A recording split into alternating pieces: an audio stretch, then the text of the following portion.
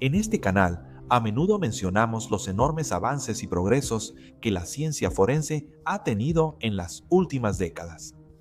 Herramientas como el sistema MVAC y las pruebas de genealogía han brindado respuestas a cientos de casos fríos que nadie pensó que se resolverían. Pero también vale la pena señalar que todavía hay miles de casos esperando ver justicia. Únete a nosotros en el episodio de hoy, mientras examinamos 3 escalofriantes casos que aún no se han resuelto en 2025.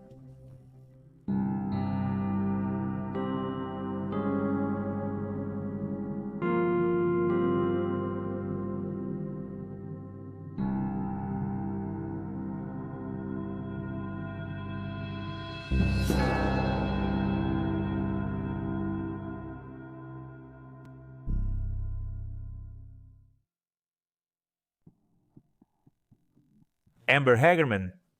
Amber Hagerman, de 9 años, fue vista por última vez andando en bicicleta en Arlington, Texas, el 13 de enero de 1996. Había pasado el día con su hermano menor, Ricky, montando en bicicleta, saliendo de casa de su abuela alrededor de la 1:30. Esa tarde, la abuela les advirtió a los hermanos que se mantuvieran cerca, como siempre lo hacían. Sin embargo, después de dar vueltas en el estacionamiento de un supermercado Winn-Dixie abandonado, Ricky decidió irse a casa sin su hermana mayor, porque ella quería quedarse fuera más tiempo. Cuando Ricky regresó con su abuelo un poco más tarde, no había rastro de Amber, solo su bicicleta rosa, solitaria y abandonada.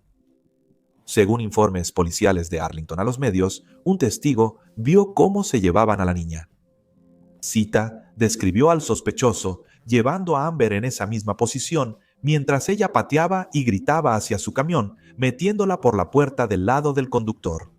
El testigo era un anciano llamado Jimmy Kebbell. Vio la camioneta negra llegar y notó que había estado estacionada en una lavandería cercana antes de que se llevaran a Amber.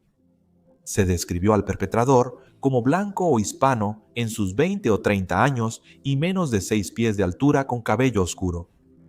La policía cree que él era local de la zona. Tras presenciar el aterrador suceso, Jimmy contactó a la policía.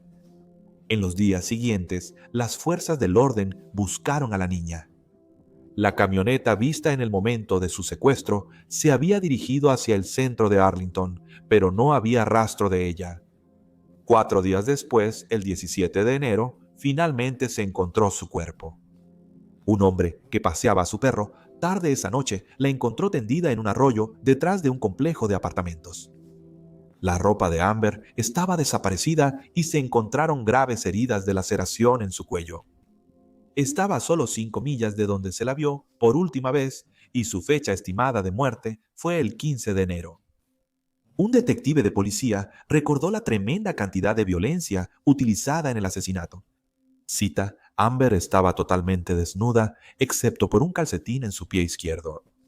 La volteamos y yo atrapé su cabeza con mis manos. Varias laceraciones en la garganta. Se había utilizado un cuchillo o destornillador para arrancarle la garganta. Mientras su familia lloraba, una madre local tuvo una idea. Sugirió a una estación de radio que se creara un sistema de alerta nacional para niños desaparecidos, lo que posteriormente llevó a la creación de la alerta AMBAR, siendo AMBAR la abreviatura de Respuesta de Emergencia a la Transmisión de Desaparecidos de América. El sistema de alerta se lanzó en 1996 y hoy funciona transmitiendo la información del niño desaparecido a través de medios como vallas publicitarias digitales, señales de transporte, mensajes de texto y alertas de Facebook. Ha contribuido a la recuperación de 1,221 niños, según el sitio web oficial de Alerta Ámbar.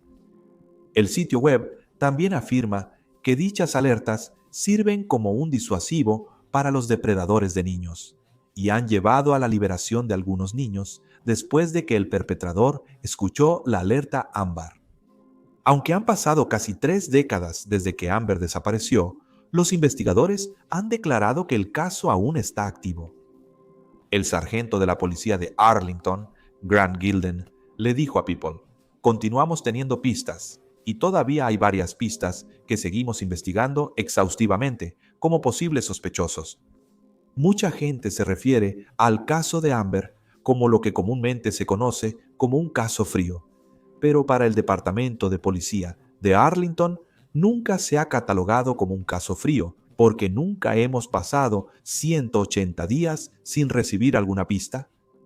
El caso de Amber ha recibido más de 7,000 consejos y en 2021 los investigadores informaron que tenían evidencia de ácido desoxirribonucleico que podría pertenecer al asesino de Amber, pero a pesar de esto, su asesino sigue en libertad. La policía cree que hay testigos que no se presentaron en su momento, pero que pueden tener información relevante. Si tienes alguna información sobre el caso de Amber, puedes llamar a la línea de consejos, que se estableció poco después de que ella desapareciera, al 8175758823. Alternativamente, puedes llamar de forma anónima a Crime Stoppers de Tarrant County al 817-46-98477.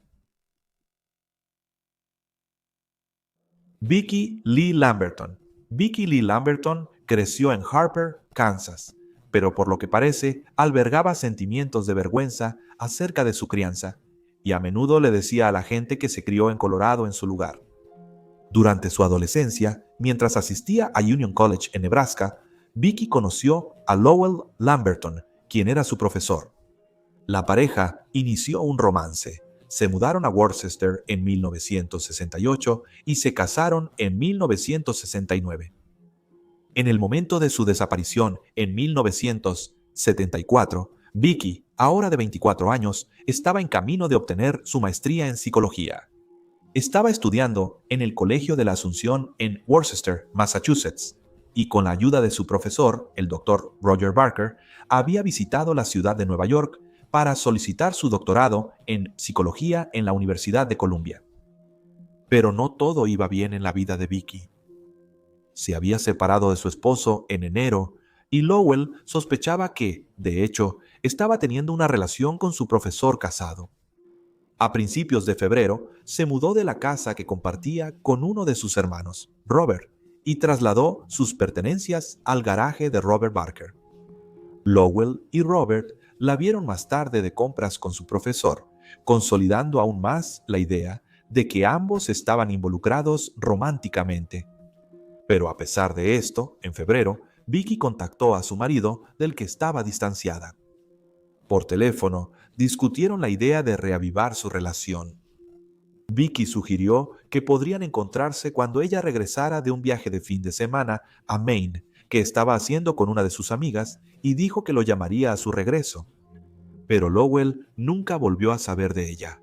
Las alarmas sonaron cuando Vicki no se contactó después de ese fin de semana.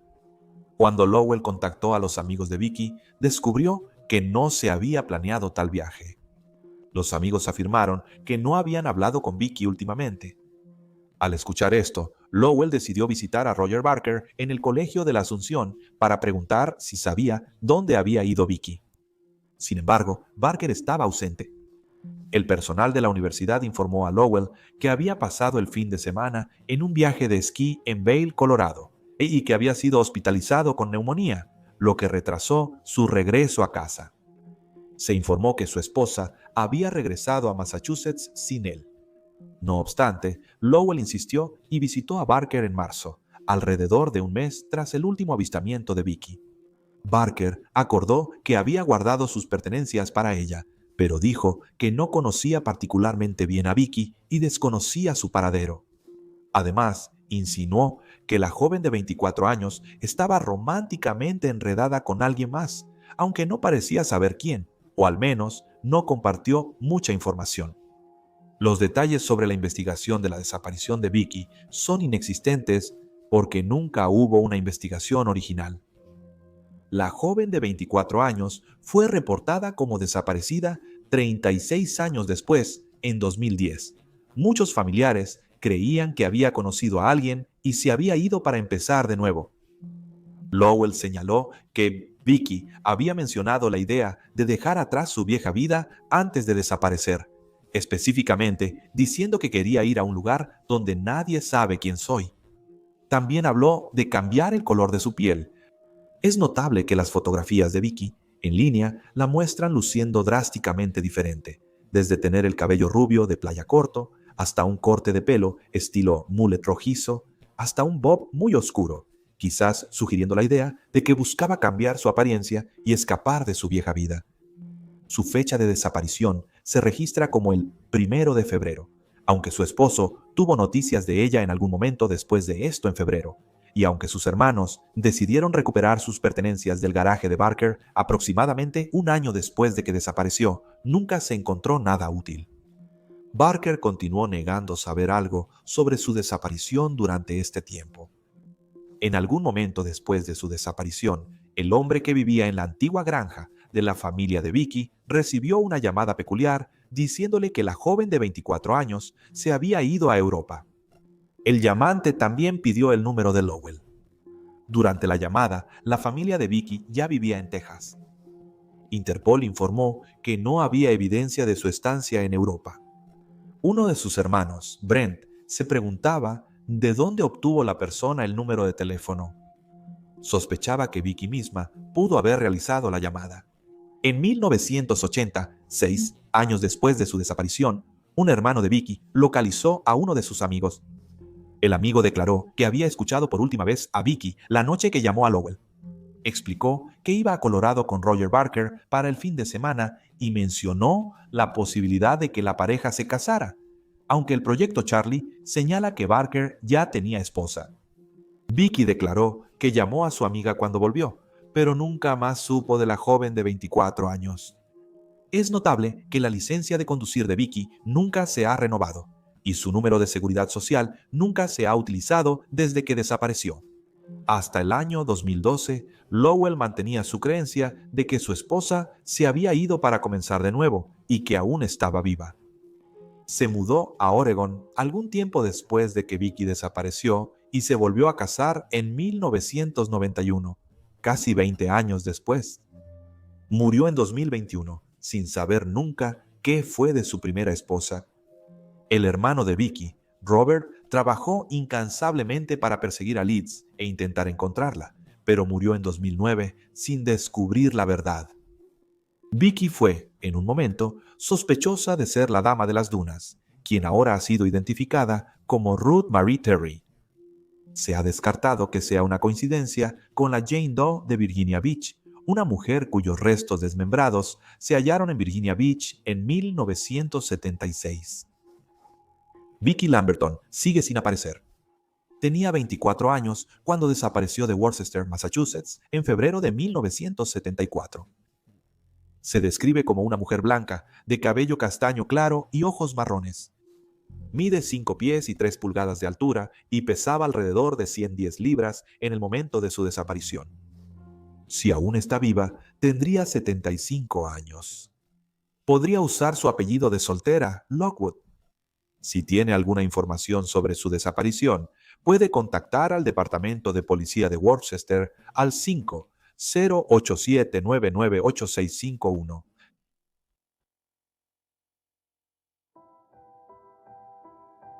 Richard Colvin Cox. Richard Colvin Cox, de 21 años, fue visto por última vez el 14 de enero de 1950. Nacido en 1928 en Mansfield, Ohio, Richard se unió como voluntario al ejército de los Estados Unidos tras terminar la secundaria. Fue reclutado con éxito y realizó su entrenamiento básico en Fort Knox, Kentucky, antes de ser asignado a la constabularia de los Estados Unidos, donde pasó tiempo en Alemania y alcanzó el rango de sargento. En 1948 asistió a la escuela preparatoria de la Academia Militar de los Estados Unidos en West Point, Nueva York, y se descubrió que era un estudiante académicamente dotado, clasificándose en el puesto 100 de 550. En apariencia, Richard parecía tener éxito en la vida. Se destacaba en la escuela, fue elegido el mejor cadete de su compañía e incluso se comprometió con su novia, Betty Timmons. Su única queja conocida era que no disfrutaba particularmente la vida en la escuela preparatoria, algo que discutió en cartas a su familia. El día de su desaparición, el 14 de enero de 1950, Richard asistió a un partido de baloncesto que enfrentó a los Scarlet Knights de la Universidad de Rutgers contra los Black Knights del ejército. Poco después, se le vio hablando con un hombre que los testigos describieron como de cabello oscuro y de aspecto rudo. Después de esto, Richard regresó a su habitación y le dijo a su compañero de cuarto que se iba a registrar porque iba a cenar con un visitante, con el compañero de cuarto, recordando que el joven de 21 años no parecía nervioso, solo un poco disgustado. Se fue con el visitante mencionado y nunca más se le volvió a ver. Al principio, se creyó que el hombre con el que Richard conversó se llamaba George. George entró por primera vez en el caso el sábado 7 de enero, aproximadamente una semana antes de la desaparición. A las 5:45 de esa tarde, Peter Haynes, compañero de clase y encargado de cuartos en la compañía de cadetes B2 de Richard, recibió una llamada telefónica de alguien que buscaba hablar con el joven de 21 años. Se describió al llamante como alguien que tenía un tono áspero y condescendiente, casi insultante. Cuando Peter les dijo que Richard no estaba en su habitación, el llamante declaró: «Bueno, mira, cuando él llegue, dile que venga aquí al hotel. Dile que llamó George, sabrá quién soy. Nos conocimos en Alemania, estoy aquí por poco tiempo y me gustaría invitarle a comer». Peter declararía más tarde que no estaba 100% seguro de que el nombre que le habían dado era George, porque contestó tantas llamadas telefónicas ese día mientras estaba de servicio, y esta llamada específica no parecía particularmente importante en ese momento. Tras 45 minutos, un hombre ingresó al gran salón, un área de la escuela donde los cadetes podían atender a los visitantes. El cadete de guardia llamó a Richard para informarle que tenía un visitante. El hombre fue descrito como de menos de 6 pies de altura y con un peso de alrededor de 185 libras. Tenía el cabello rubio y una tez clara, y llevaba un abrigo de trinchera con cinturón y sin sombrero. Richard llegó pronto al salón y estrechó la mano del hombre. El cadete de guardia, que observó la interacción, afirmó que Richard parecía contento de ver al desconocido de cabello rubio. Posteriormente, Richard se registró para llevar a su visitante a cenar al Hotel Thayer, ubicado en el campus. Sin embargo, luego les dijo a sus compañeros que la pareja no había salido a cenar. En lugar de eso, bebieron whisky mientras estaban en el auto del hombre. Regresó tarde esa noche, se duchó y tomó una siesta. Un poco después, alteró la hora que había escrito en el libro de salidas, cambiando 1923 a 1823, para hacer parecer como si hubiera asistido a la formación supercadete de las 6:30 de la tarde, aunque en realidad la había saltado. Cabe destacar que esta falsificación no se notó hasta 1952, cuando se examinó forensemente el libro. Si sus superiores hubieran descubierto esta decepción, Richard habría sido acusado de violar el código de honor del cadete. Extrañamente, más tarde esa noche, a las 10:30, cuando se anunció el apagado de luces, los compañeros de cuarto de Richard se asustaron cuando él se despertó, salió corriendo al pasillo y gritó lo que parecía ser Alice. Cuando le preguntaron quién era Alice, Richard no respondió. Sin embargo, regresó a la cama y se durmió al instante. Sus compañeros de cuarto se preguntaban si Alice era el nombre de una exnovia de antes de conocer a Betty, pero no había evidencia para respaldar esta idea. Al día siguiente, Richard le contó a sus compañeros de cuarto sobre el hombre que lo había visitado, a quien nunca se refirió por su nombre. Afirmó que era un ex-ranger del ejército de los Estados Unidos que había servido en su unidad en Alemania. El hombre tenía la tendencia de jactarse de haber matado a tropas alemanas durante la Segunda Guerra Mundial, y a menudo se jactaba con alegría de cómo había cortado sus genitales después. El hombre también afirmó haber embarazado a una chica alemana a la que luego ahorcó para evitar que tuviera al bebé. Richard se encontró con este hombre un poco más tarde, regresando a su habitación a las 4:30 p.m. Según informes, les dijo a sus compañeros que esperaba no volver a ver al sujeto. Esto llevó a entender que a Richard no le gustaba especialmente el hombre, aunque no está claro por qué continuaron encontrándose. Es notable que la descripción dada de este hombre es drásticamente diferente de la que se ve hablando con Richard en el partido de baloncesto. El George que lo había visitado en el campus era alto y rubio en comparación con la descripción de cabello oscuro y aspecto rudo dada por los testigos del encuentro en el partido de baloncesto. Se notó la ausencia de Richard a las 11 de la noche del 14 de enero y nuevamente a las 2:30 de la madrugada, pero como a veces se sabía que los cadetes se quedaban fuera hasta tarde, incluso después del toque de queda, no se tomó ninguna acción. No fue hasta la mañana siguiente que su desaparición fue tomada en serio. Sus compañeros informaron a su superior sobre el asunto y tanto el Cuerpo de Investigación Criminal como la Policía del Estado de Nueva York fueron notificados. Posteriormente, el FBI intervino en el caso. Se hizo un llamado público para obtener información sobre la desaparición solo 3 días después de que Richard desapareciera. Se llevó a cabo una búsqueda terrestre y aérea en el campus, y se buscaron exhaustivamente numerosos cuerpos de agua, incluyendo un estanque local, el río Hudson y el embalse de Lusk, pero no se encontró ninguna señal del cadete desaparecido.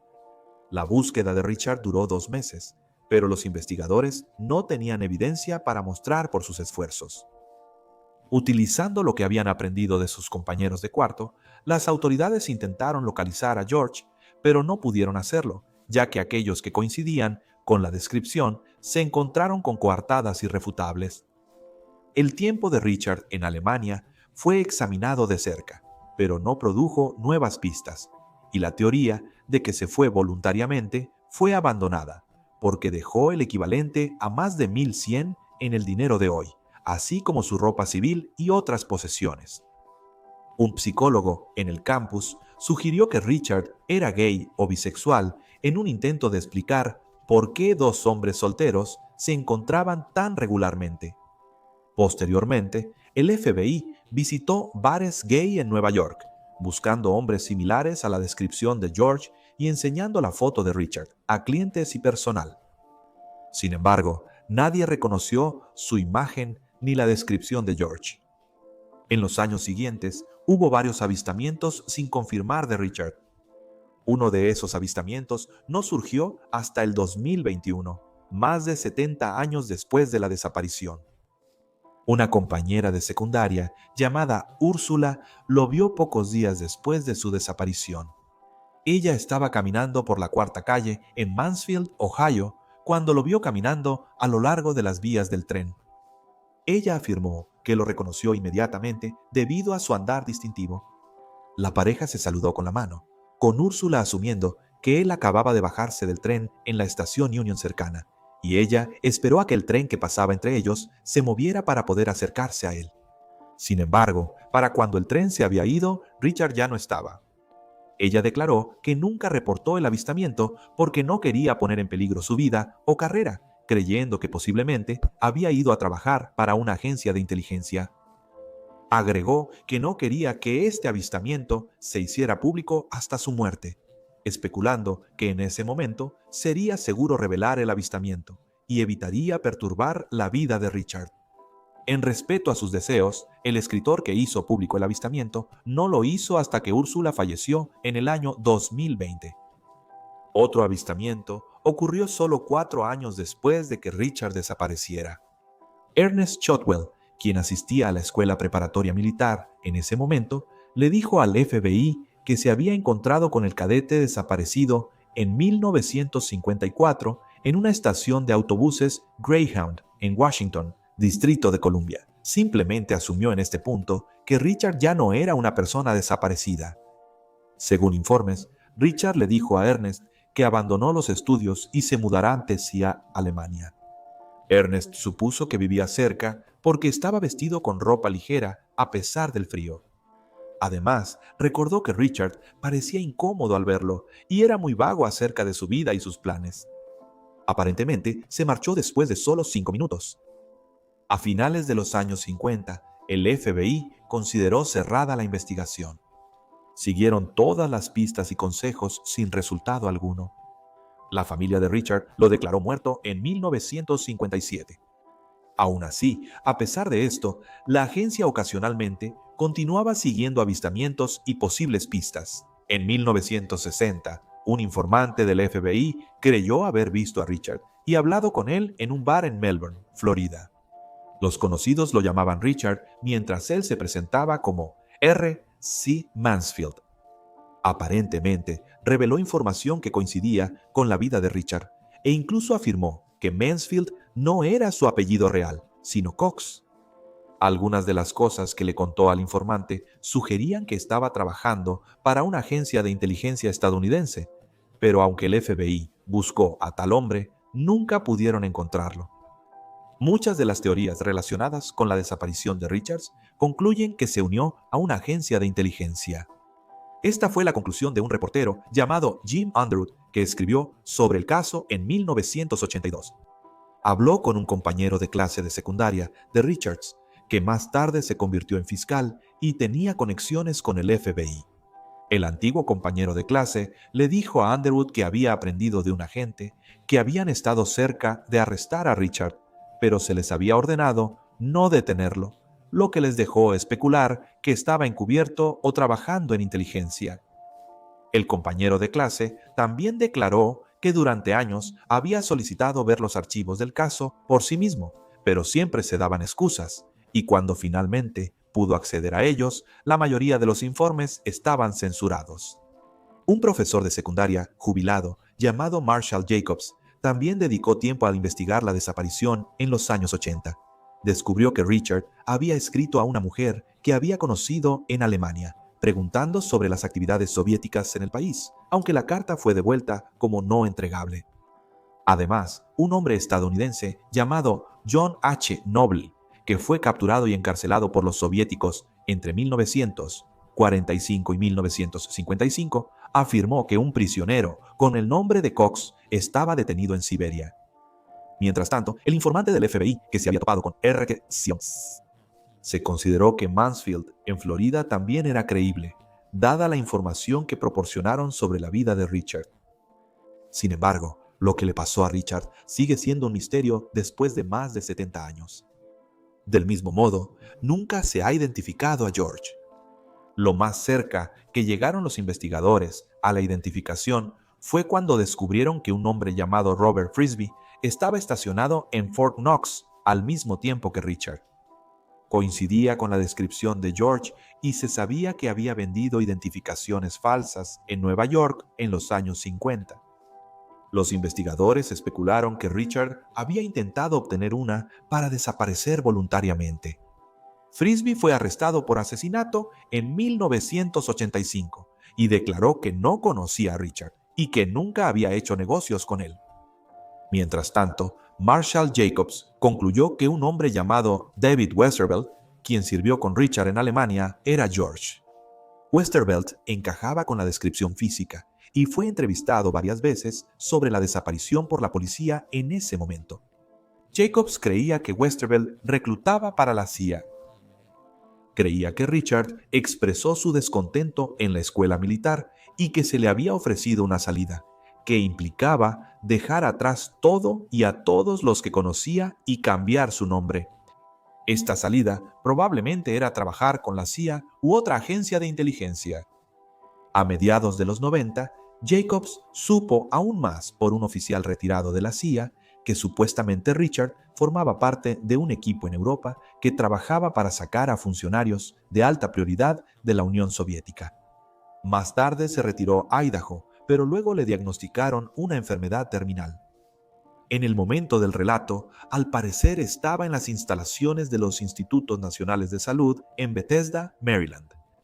Sin embargo, según un informe del Times Union, incluso el propio Jacobs admitió que hay lagunas en la historia e información contradictoria circulando. Los escritores y detectives en línea también han notado lo extraño de reclutar a un joven que solo estaba clasificado en el 100º lugar de 550 estudiantes, en lugar de elegir a alguien del top 10. Aún más extraño es hacer que desaparezca de repente un día, atrayendo la atención hacia él y llevando a que su fotografía se imprima en periódicos de todo el país.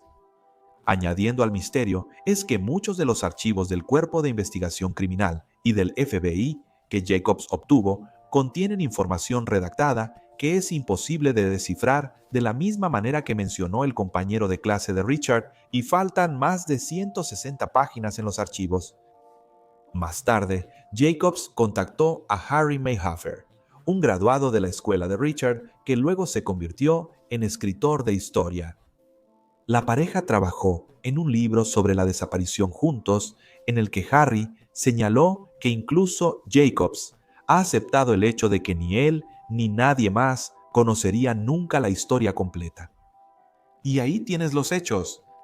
Por favor, deja un comentario abajo con tus propias teorías y especulaciones y recuerda darle me gusta a este video y suscribirte para apoyar el canal. Gracias por ver. Mantente alerta, mantente seguro y nos vemos la próxima vez.